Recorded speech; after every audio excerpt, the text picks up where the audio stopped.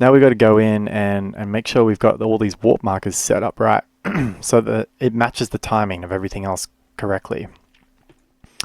So also I find a lot of newbie producers really make a big mistake here when they don't really understand the warping algorithms of Ableton.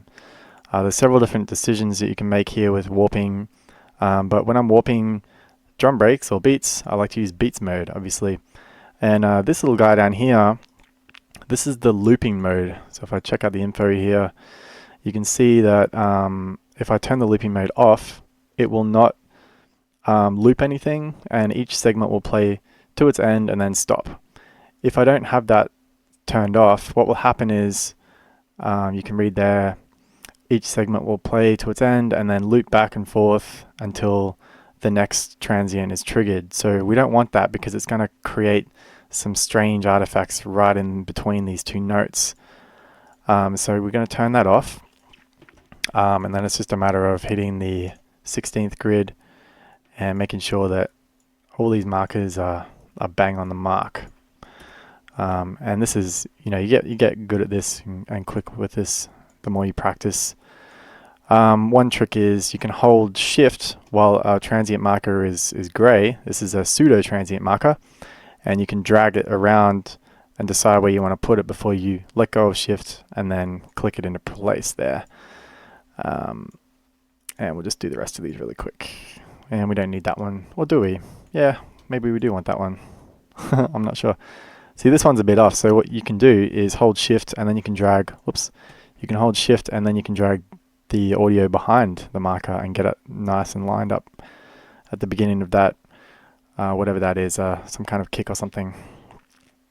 I'm not sure about this here, we might remove that transient marker.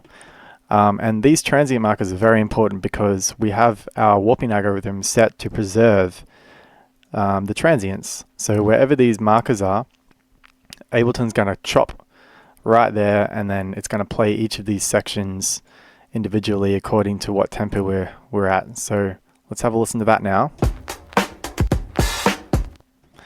All right, we can loop that over the whole duration. All right, not bad. Let's turn the groove on now. Here, this note here is really swung because it's on a 16th. And remember, every second 16th is getting pushed to be a little bit later. So all of these are fine. All of these are going to be played at the exact same time as normal, except for this one, which is going to be pushed back a little bit, and that gives it a funky bit of a swing there. Yeah. So let's do the other ones, and then we can mess around with. Yeah, let's just change that. We can mess around with some of the, chopping it up and swapping things around, because we don't want to just use these breaks exactly as they were recorded, because that's boring.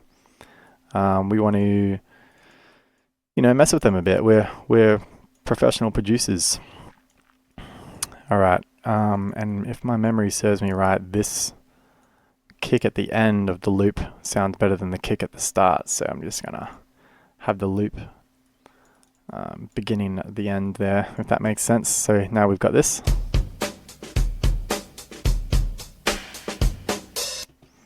Yeah, let's make sure. We should probably put that there. All right, let's turn the groove on.